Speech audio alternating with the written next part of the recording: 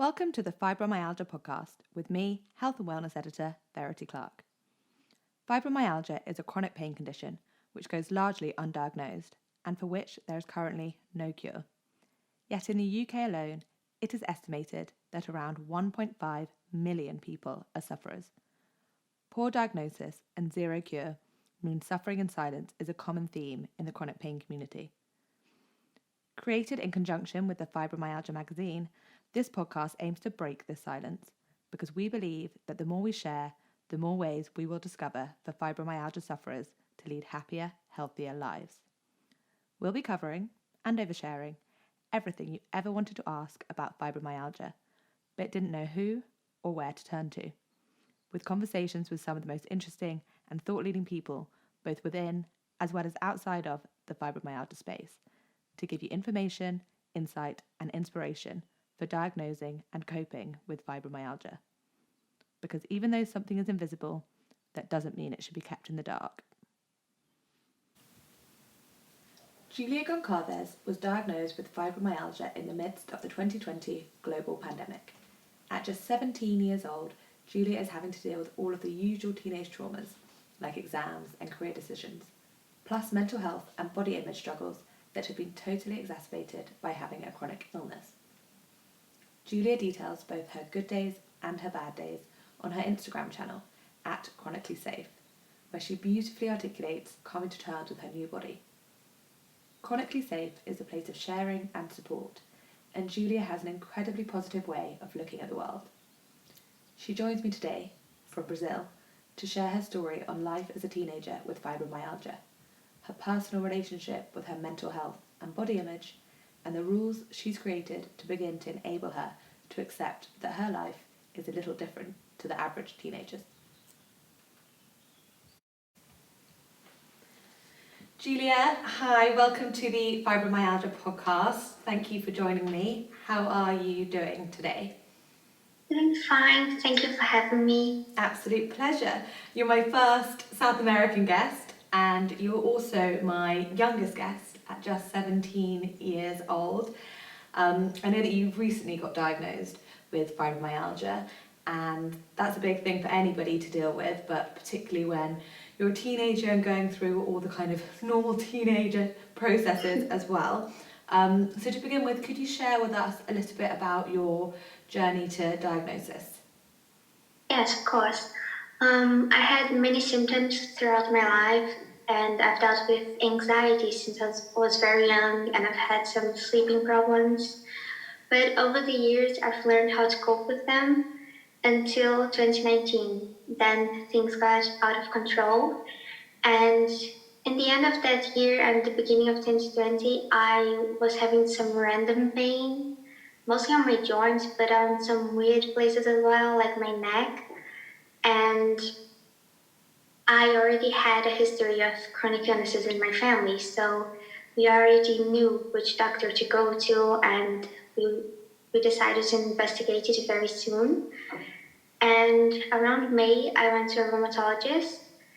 Our first suspicion was a form of arthritis because both my mom and my grandma had rheumatoid arthritis. Mm-hmm.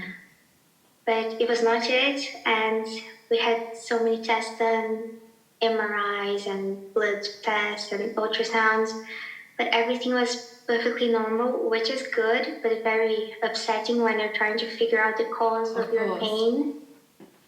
And finally, on December of that year, I got diagnosed with fibromyalgia after what felt like an eternity. So December, so that's only kind of 3 months ago that you found out, and actually, in a weird way, quite lucky in a way that your family had experience with chronic conditions because you knew of the doctors to go for, where lots of people with fibromyalgia, it can take years to get diagnosis. Yes, I was very lucky to get diagnosed within a year because I think the average time is 7 years to get diagnosed with fibromyalgia. It's crazy. But had you actually heard of fibromyalgia before or knew anybody with it? No, never heard of it before I had it. But after I got diagnosed, I found out that a distant relative of mine has it. Really? And it took 15 years to diagnose her. Wow, that's so interesting because there was talks about whether it there's genetic reasons behind people having it, etc. And there's more kind of research going into that at the moment. So it can be quite a tricky illness to describe to people because it's hidden and people can't see it. So what has the reaction been from your friends and family? I think overall it's been very positive. I am a very private person, so I don't like to share it a lot. And as you said, it's a very misunderstanding illness. It's very complicated. But if you look at me, you see a normal teenager because I try to hide it and mask my pain and discomfort when I'm socializing. But I've learned the importance of sharing with close people, and you need their support. And all my friends and family are very supportive and very loving when I share with them. Oh, I'm and also, pleased to hear that. My doctors are really good. So many people suffer from medical gaslighting, but I've been lucky enough not to. That's interesting that you bring up the term medical gaslighting, because I think that's kind of one of the main obstacles that people with fibromyalgia have, is this kind of people not believing them. You sound like you've got quite a good support system around you. Have you experienced any gaslighting at all? No, my doctors are really great, and sometimes I got very frustrated when I was seeing my labs were all normal and I was in so much pain. But they always reassure me. They tell me that it's not only in my head, and it doesn't mean that I'm not in pain, and I'm really thankful. Yeah, exactly. And fibromyalgia has got lots of elements to it in terms of symptoms and the side effects of the medication. But then also being a young person has got lots of layers to it as well. You're still figuring out who you are and what you want to do. I mean, this is probably quite a silly question, but how has your life changed really since being diagnosed with, or since the symptoms started? Oh, I don't think it's silly. It's very, very understanding. As you said, adolescence is a very difficult time. So I am still figuring out what I want to do with my life and dealing with friendships and figuring out who I am, discovering myself, and dealing with medical appointments and medication side effects. It's very complicated, especially learning to deal with my new energy levels and my new life. And when I first got diagnosed, it was really hard. It felt like literally my life was slipping through my fingers, and all that I had planned for myself, it was impossible to achieve.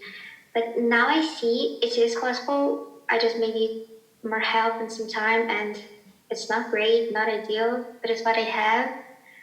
And yeah, it is very complicated. As fibromyalgia patients, we have to deal with needs that normal people can't possibly understand. Yeah. And you eventually get used to it, but it never gets easy. And I get really sad sometimes when I see my friends do something that I used to, and now I'm not able to. I like to say that fibromyalgia is a lifelong full-time job I never asked. Wow, you have But I have no choice. You have such a mature way of looking at things and dealing with things. I mean, it's quite heartbreaking to hear you say that you initially felt that your life was slipping through your fingers, but it's absolutely not. And you've definitely got the right attitude coming at it with this positive smile that you're showing me right now. It obviously is a lot of changes. You need to speak about the energy levels and things like that. Did your doctors help prepare you with anything? Have they kind of put anything in place for you to adapt to your new way of life? No, they didn't. As I said, they're very good and very helpful, and they prescribed me medication to help with pain, and they said that I need to exercise to help with fatigue, but they never told me how hard it would be. I don't actually think they know, but I strongly believe this should be discussed, and they should know more how to tell us, because it's very complicated, very hard. So what? That's a shame that they haven't been able to give you any help really in that respect. So then, was that a case of you having to go out and do your own research into the sorts of things that could help you. Yes, exactly. I research a lot and I read and I talk to people that have the same experience as me through my social media, and we share experiences and how to adapt to our life, but this never came from a doctor's. So then what sorts of lifestyle adaptations have you found yourself having to make? It's basically everything you have to change a little. But my biggest rules I live by are to never schedule too many things in a day, because if it is a bad pain day, I don't have much to catch up on the next day.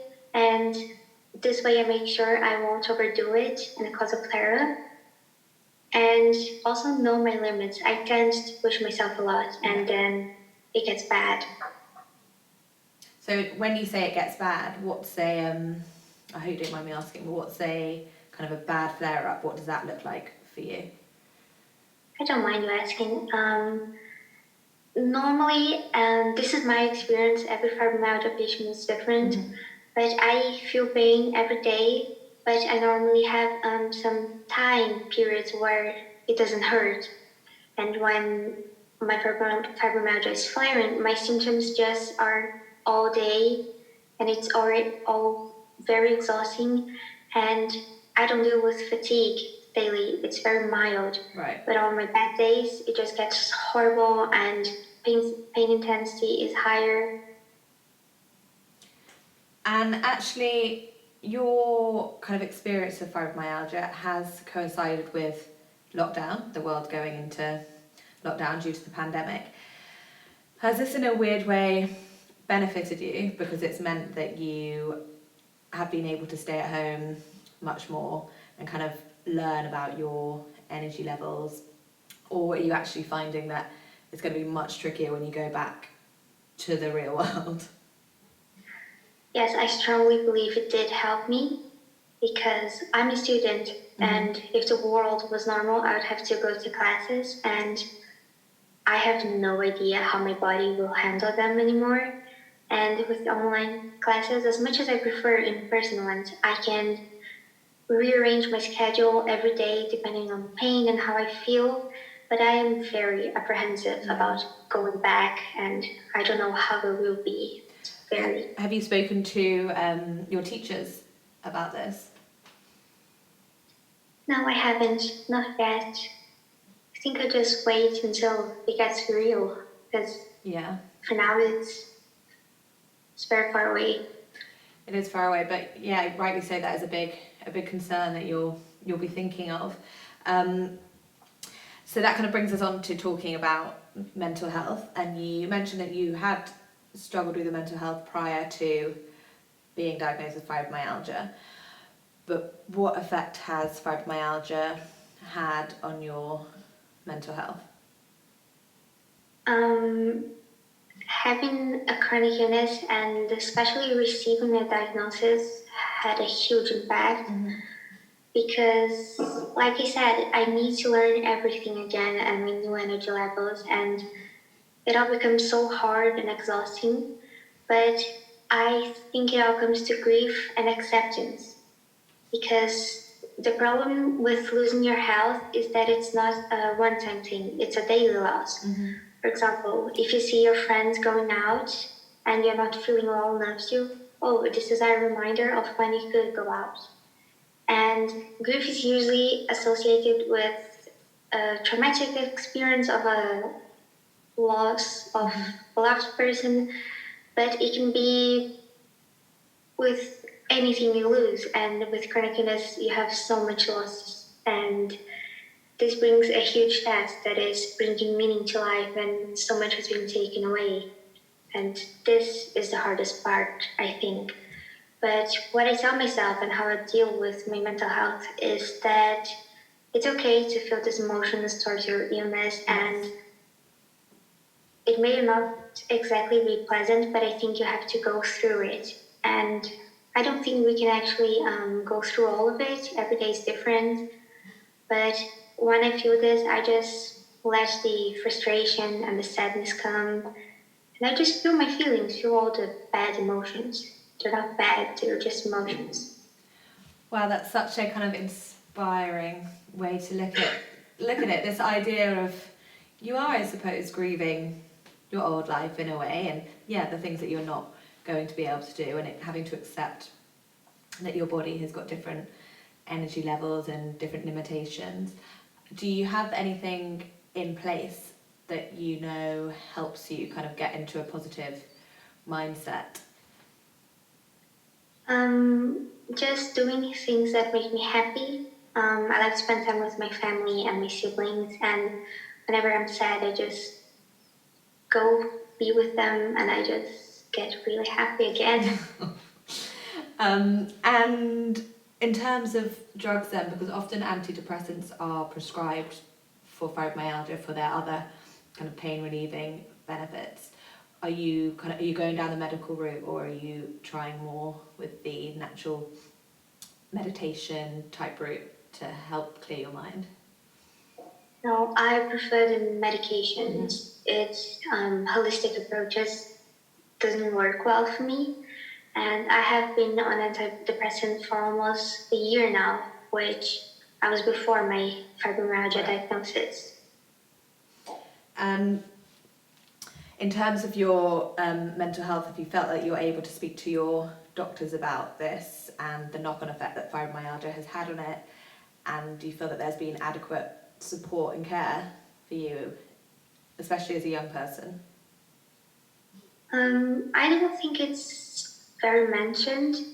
They do concern about my mental health, and they ask if I'm seeing a therapist or if I'm taking care of it. But I already knew I had to, and I already had experience dealing with mental health. So I was very privileged because doctors don't mention it a lot. Mm-hmm. And I think they should, because fibromyalgia patients have higher levels of anxiety, depression, and I think it should be addressed by all doctors, and normally it's not. Definitely.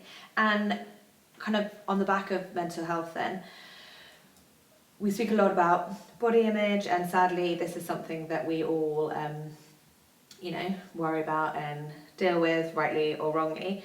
I know you speak about this on your social media, because regardless of what your body image was anyway, suddenly living in a body with chronic illness is going to potentially totally change your view on your body, on other people's bodies. Do you want to talk to me a little bit about how your relationship with body image has been impacted? I have struggled with body image for many years now, since I was very young, and I had worked hard to get where I was before fibromyalgia, and I had a good relationship with food, exercise, and I was in a good place. But then fibromyalgia came and messed it up a little. Mm-hmm. I developed a very toxic relationship with exercise, for example. It was something that I loved doing, and now it's a dreadful experience, and I get so frustrated, and I usually cry after it.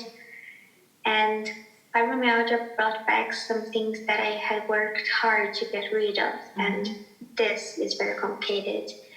But I try every day to be thankful for what my body does to me, but it is really hard to love a body that doesn't work as it should and that is hurting you.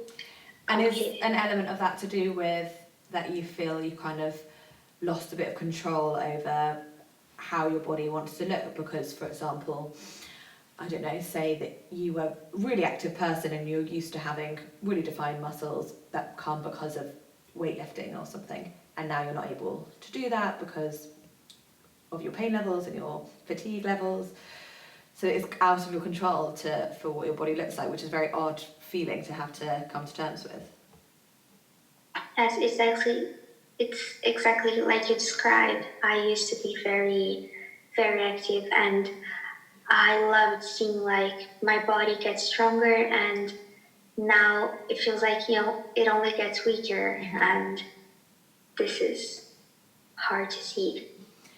How do you think, have you come across anyone in the fibromyalgia community who has helped you come to terms with having to have this newfound respect for your body? Because it's about respect, really, isn't it? Being like respecting Yes. your body's limits now.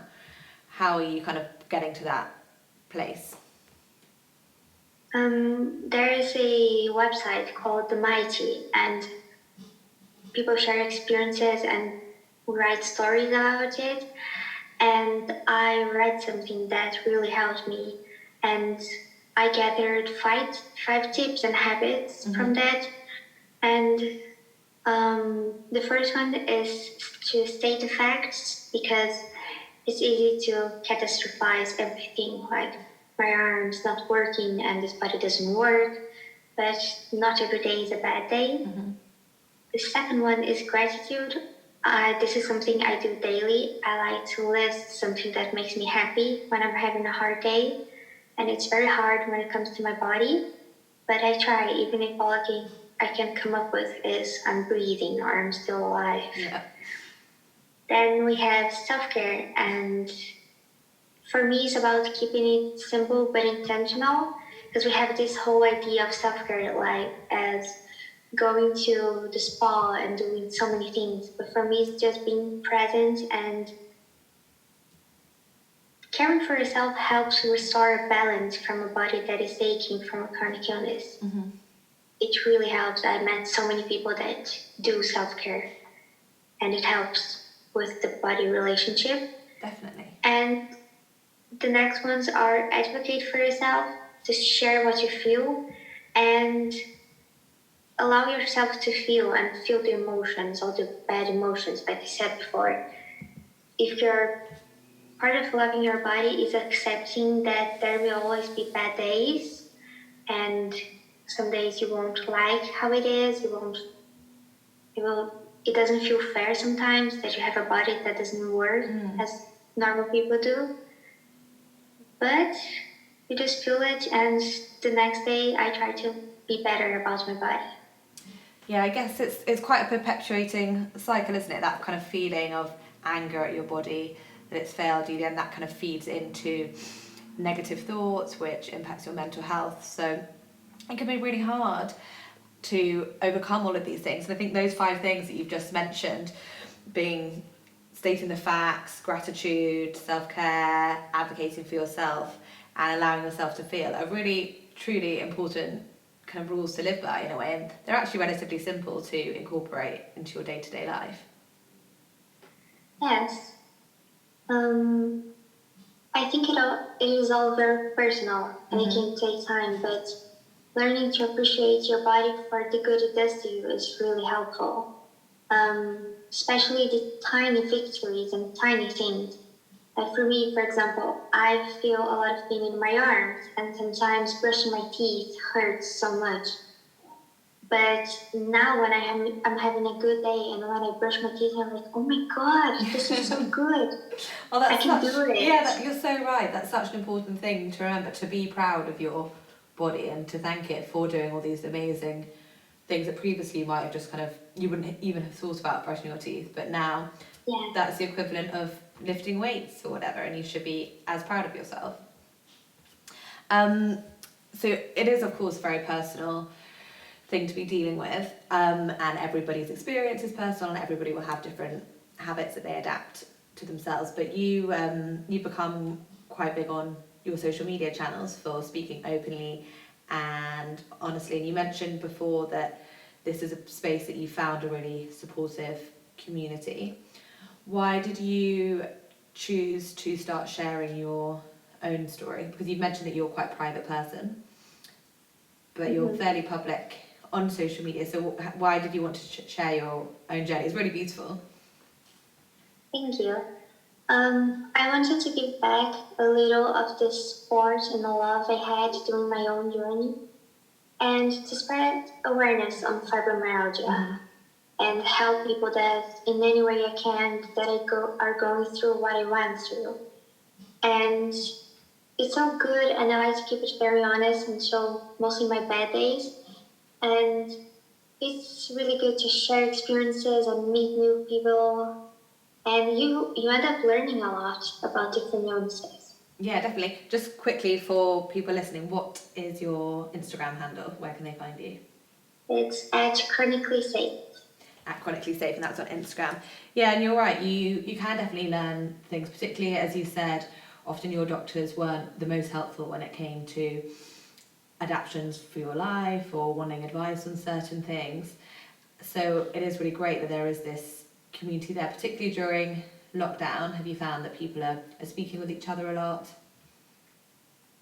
Yes, it helps everyone, and it's good to talk to people that know exactly what you're going through. And I like to talk to some friends I've made, and they have fibromyalgia, and they know what I'm talking about. It's different than my family. They support me, they try to understand, but they'll never understand it. And it's really helpful, especially with lockdown. Yeah, absolutely. And as a 17-year-old, have you found other people that are similar ages to you, or are you still kind of searching for people in the same boat, the same age? No, most people are around 20, 25, but I've met a lot of young people that suffer from fibromyalgia or different chronic illnesses. And it's very good to see that people are going through what I am. So that's what you like. It's bad that you're struggling with this, but it's good. It makes you feel like you're not alone. Exactly. And how do you choose, because you do post about your bad days as well, how do you choose what to post and what to keep to yourself?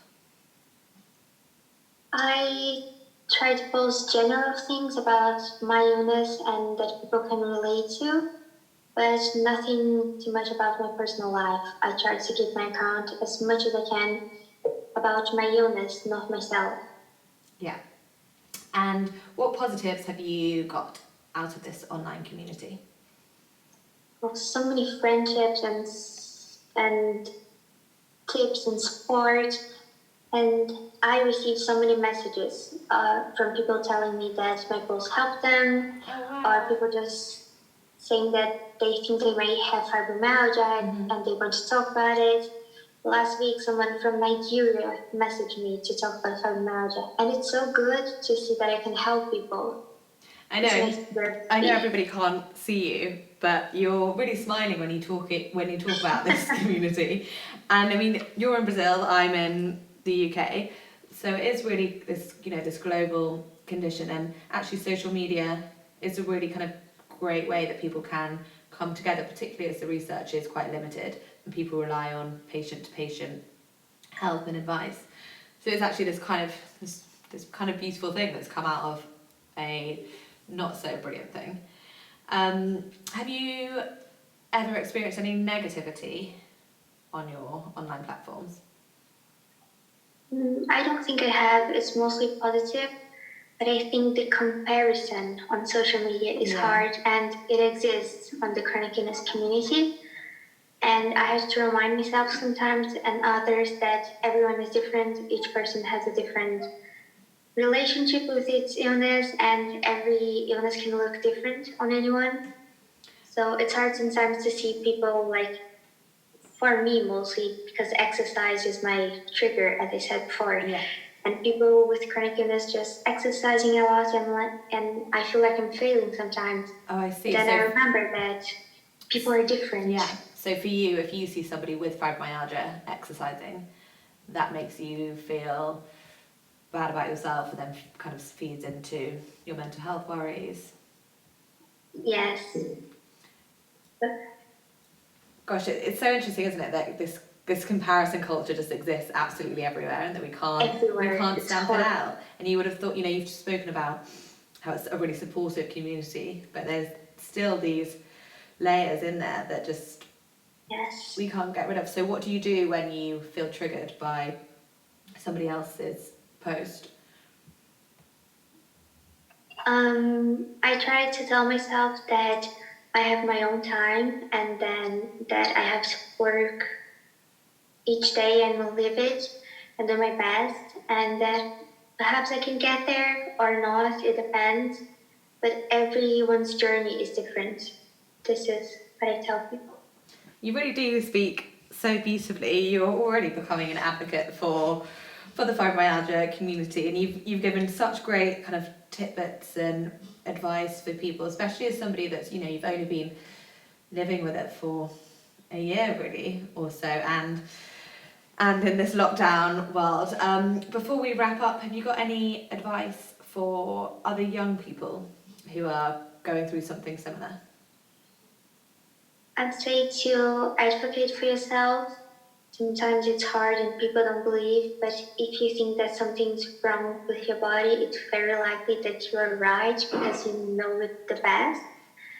Also, come to terms with your feelings. It's very important to feel everything and ask for help if you need. But my greatest tip and what makes me happy now is to focus on the little steps and the tiny victories. Just not take things for granted and just be happy if you could brush your teeth or if you got up today.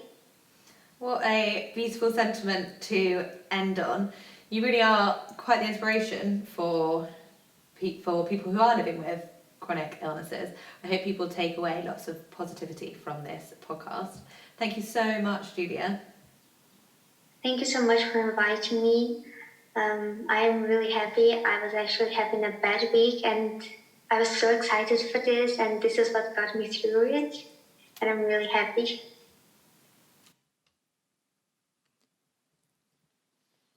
The content on this podcast is for informational purposes only, and because each person is so unique, please consult your healthcare professional for any medical questions.